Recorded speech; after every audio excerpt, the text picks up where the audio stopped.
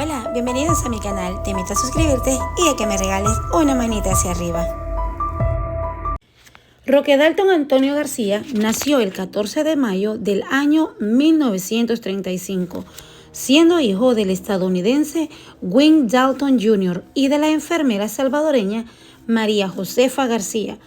Roque creció en casa de su madre, ubicada sobre la calle el 5 de noviembre en San Salvador. Inició sus estudios en el Kinder Santa Teresa de Jesús, ubicado en una casa antigua del centro de San Salvador. La casa de estudios era de educación católica. Posteriormente estudió en el Colegio Bautista de San Salvador desde el año 1946, siendo también un colegio exclusivo y tradicional.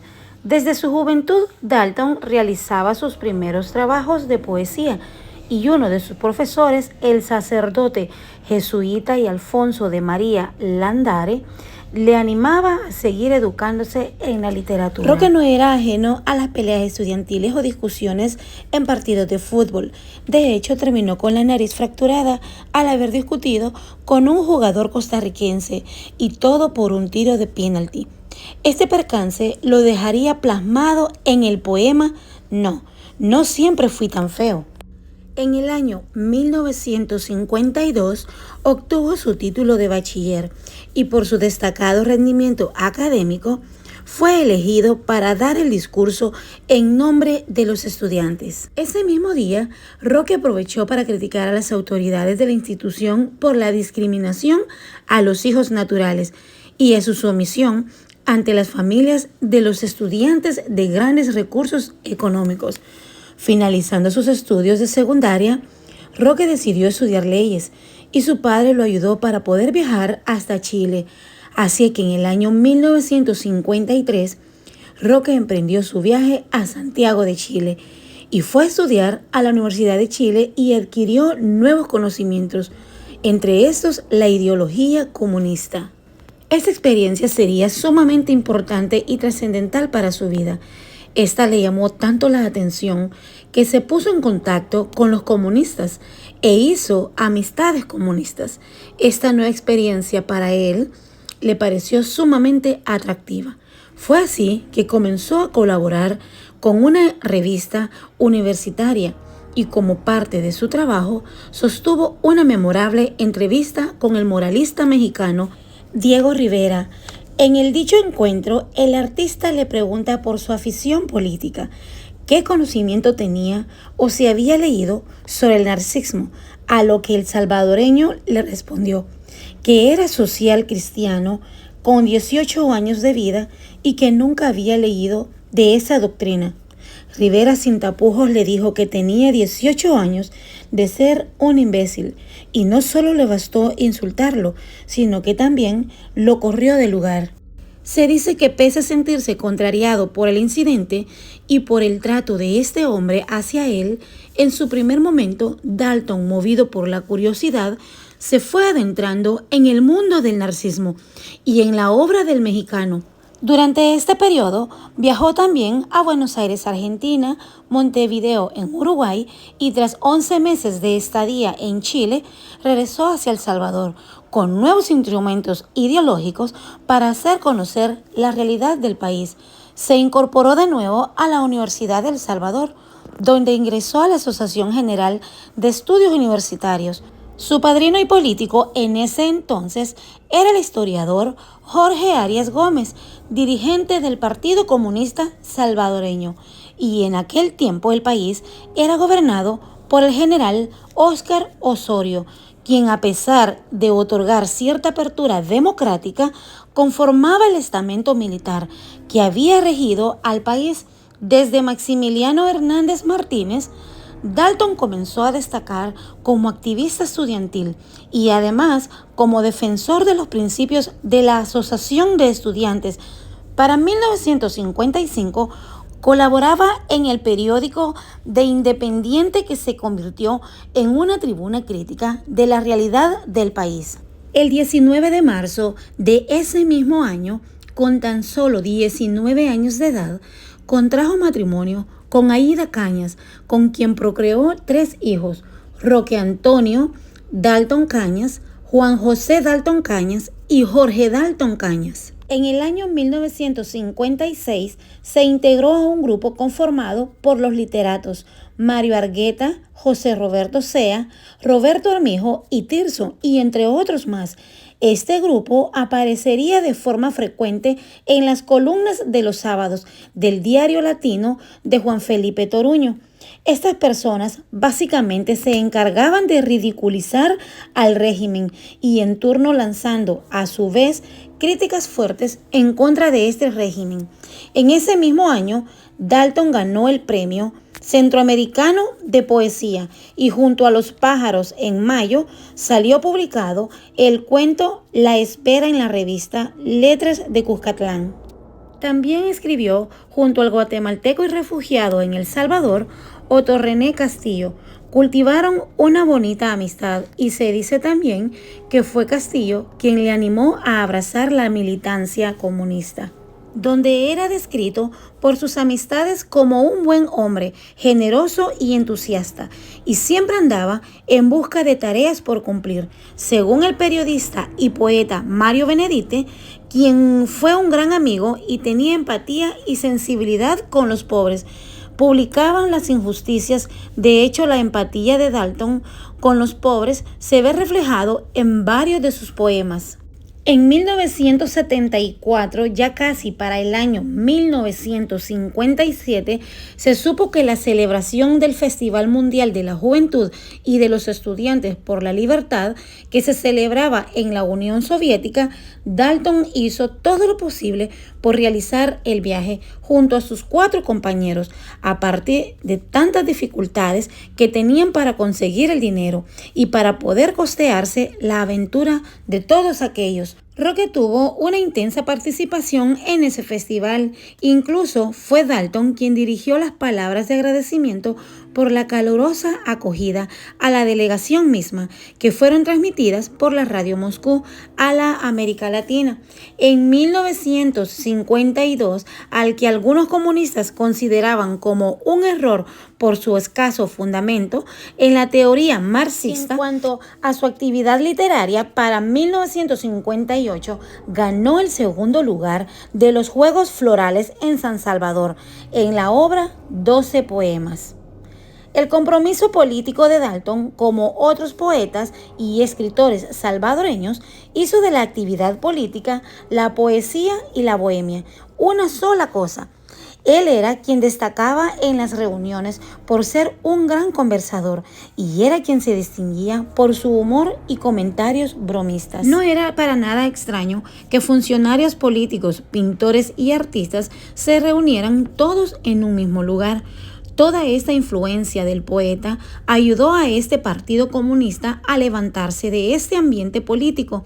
También se unió a la Asociación Juvenil el 5 de noviembre e incrementó su colaboración en diferentes medios escritos como Abril, Mayo, Opinión Estudiantil y Vida. En 1959, Roque Dalton fue capturado por la policía, ya que estuvo involucrado en las protestas contra el régimen de José María Lemos. De las 11 personas que fueron capturadas, 9 de ellas fueron liberadas. A los 2 que quedaron en prisión fueron Roque Dalton y el obrero Carlos Hidalgo. Ambos se pusieron de acuerdo y sostuvieron una huelga de hambre por su libertad. Finalmente, Roque Dalton queda libre el 7 de enero de 1960 y decidió abogarse a la defensa de los tribunales para así poder defender a los presos que carecían de recursos económicos. Y se dice que fue él mismo quien llamó a otros estudiantes de derecho para que se anotaran y también ayudaran a los demás presos. Roque Dalton era un hombre inteligente y con un gran talento, pero jamás culminó ninguna de las carreras universitarias que emprendió. Estudió ciencias sociales y antropología en las universidades de El Salvador y en México, pero jamás culminó ninguna. En marzo de 1960 se encontraba en Guatemala y ya que había obtenido una invitación de los estudiantes de la Universidad de San Carlos para así participar en una semana de la cultura. Dalton volvió a ser capturado y esta vez junto a Roberto Armijo. Días después, Roberto fue liberado, pero Dalton terminó siendo expulsado de Guatemala debido a sus antecedentes políticos. Al regresar a El Salvador, fue capturado nuevamente el 13 de octubre en el departamento de La Paz y en esta ocasión permaneció por muchísimos días y sin saber nadie quién era y él temía por su seguridad. Finalmente, tras la presión pública y el gobierno, él terminó aceptando su arresto, pero también se le inculpó varios cargos y sin fundamento alguno. Se le acusó de haber viajado a Chile para preparar un sabotaje o el involucramiento de un ataque en el que cobró la vida del poeta Armando López Muñoz. Se le imputaron también los delitos de rebelión y en aquellos tiempos todos esos cargos se pagaban con la vida. No obstante, tras el derrocamiento de Lemus, en octubre, los presos políticos fueron liberados y entre ellos estaba Roque Dalton, quien al salir de prisión fue recibido con una gran alegría. En 1962 se trasladaba nuevamente para asistir a la Conferencia de los Pueblos como delegado salvadoreño y se quedó viviendo durante un año en La Habana, Cuba, y en ese país terminó de formarse como escritor en el país caribeño. En 1964, Roque Dalton nuevamente regresó hacia El Salvador, pero fue capturado por la policía y finalmente expulsado del territorio. Meses más tarde, regresó y logró llegar nuevamente hasta El Salvador. Y fue capturado nuevamente y fue trasladado hasta Cojutepeque y sometido a un interrogatorio en el que intervino un agente de la CIA, Harold Wilson, quien lo cuestionó sobre sus vínculos con Cuba y le propuso trabajar como espía para la agencia, pero Roque Dalton se negó. Las interrogaciones continuaron, pero él continuaba negándose cualquier vínculo con el gobierno cubano. Finalmente se dice que el 25 de octubre de ese mismo año se escapó aprovechándose de la debilidad de las paredes ocasionada por los temblores y los ruidos de una construcción en una zona cercana, y su travesía por retornar a Cuba fue detenido nuevamente. Roque Dalton nació y creció en las alas más privilegiadas de la sociedad salvadoreña. Su padre, que también era un empresario estadounidense, lo reconoció a los 17 años de edad, y ya que él tenía otro hogar, pero quien fue quien financió su educación y los mejores institutos católicos de San Salvador. El poeta guerrillero que todavía busca El Salvador, tras 4 décadas de su deceso, comienza con el plan de incorporarse al movimiento revolucionario de El Salvador. La Bahama se contactó con Alejandro Rivas Mira, dirigente del Ejército Revolucionario del Pueblo de Cuba. Brindaría apoyo a dicha organización y el enlace sería el mismo. Dalton, como asesor de comunicaciones y de estrategias políticas y militar, se dice que arribó a El Salvador el día de la Nochebuena, es decir, el 24 de diciembre.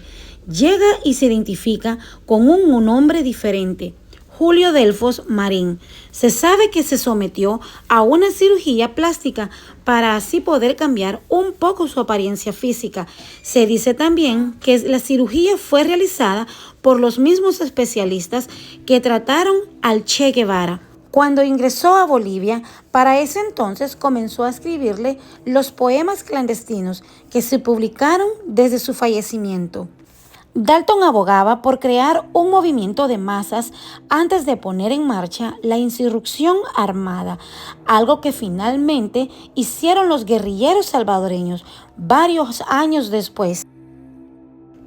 Rivas Mira y Dalton chocaron en la defensa de sus posiciones y la diferencia de sus personalidades se hacía notar. Dalton era intelectual y Rivas Mira autoritario. Y en lo ideológico el poeta se inclinaba por la lucha prolongada, mientras que Rivas Mira proponía a la acción inmediata de la lucha armada para sus compañeros. El poeta salvadoreño jamás imaginó que a sus espaldas se estaba tejiendo una vil trampa. lo que provocó que la dirigencia de este grupo ordenara la ejecución de varios de ellos. Pero al parecer, estas ejecuciones fueron fallidas y en consecuencia se decidió la ejecución de Dalton. Hay pocas cosas que se tienen por ciertas, sobre todo su destino final. Fallecería por las manos de sus amigos y sus propios compañeros revolucionarios, y una de las fuerzas del orden establecidos contra las que él algún día se levantó. Roque fue traicionado por su propia gente. Su ejecución se tendió un espeso velo de silencio que levemente se ha levantado durante las últimas décadas, y aunque sin que se haga justicia. El 13 de abril de 1975, miembros del Ejército Revolucionario arrestaron a Dalton junto a su compañero José Armando Artega, mejor conocido como Pancho. Para este momento, Dalton tan solo tenía 39 años de edad, según explicó Joaquín Villalobos, un excomandante del Ejército y del FMLN, que se señalaba como uno de los responsables de quitarle la vida al poeta Roque Dalton.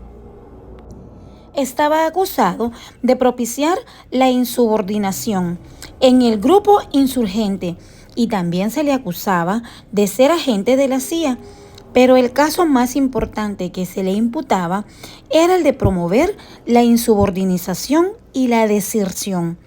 Y el segundo fue un cargo adicional que en realidad jamás llegó a documentarse, sino que fue un cargo bajo sospecha. Reconoció que esa acusación se fundamentó en hechos impresivos, únicamente por haber sido interrogado por un agente de la CIA.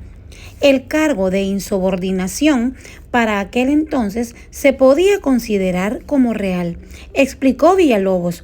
Según este hombre, Dalton estaba tomando contactos con agentes para convencerlos políticamente de su posición. Y eso, a la luz de ellos, en la otra posición, era considerado divisionismo. El excomandante guerrillero admitió también que el proceso al que fueron sometidos Dalton y Artega no tenían ningún rigor. Dijo que el poeta fue formado de los cargos en su contra y participó en reuniones en las que esto se discutió, pese a lo cual no tuvo ninguna oportunidad de defenderse. Reconoció también que no existió tal juicio, aunque ellos en un principio dijeron que sí había habido un juicio. Se dice también que el cuerpo de Dalton permanece oculto en una tumba clandestina, elaborado por los mismos que le quitaron la vida.